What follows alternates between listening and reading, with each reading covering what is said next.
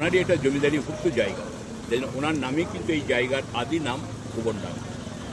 রবি ঠাকুরের বাবা মহর্ষি দেবেন্দ্রনাথ ঠাকুর সিংহ পরিবারের কাছ থেকে 1863 পয়লা মার্চ কলকাতা আলিপুরপুর থেকে বাৎসরিক 5 টাকা খাজনার বিনিময়ে 20 বিঘা জমি রেজিস্ট্রি করে নিয়েছিলেন। সেই 20 বিঘা জমি নিয়ে প্রথম শুরু হলো শান্তিনিকেতন। শান্তিনিকেতনের জন্মস্থান ছাতিমতলা একটু পরে আসছে। 20 বিঘার শেষ থেকে আমি শুরু করছি। আসার সময় লক্ষ্য করেছিলাম ওই বিশাল একটা বটগাছ বেদির ওপরে, যার বয়স কিন্তু আজও আমাদের জানা নাই। আমরা বলে থাকি প্রায় 200 বছরেরও বেশি। রবি ঠাকুর 12 বছর বয়সে প্রথম শান্তিনিকেতনে এসেছিলেন 1873 সালে।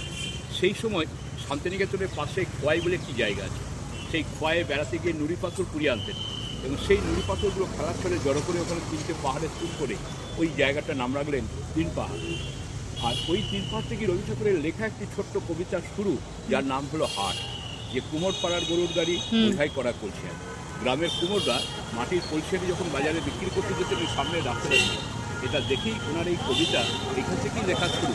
তবে এখানে শেষ করেন, তার কারণ ওই সময়কালীন ওনার একটা জমিদারি।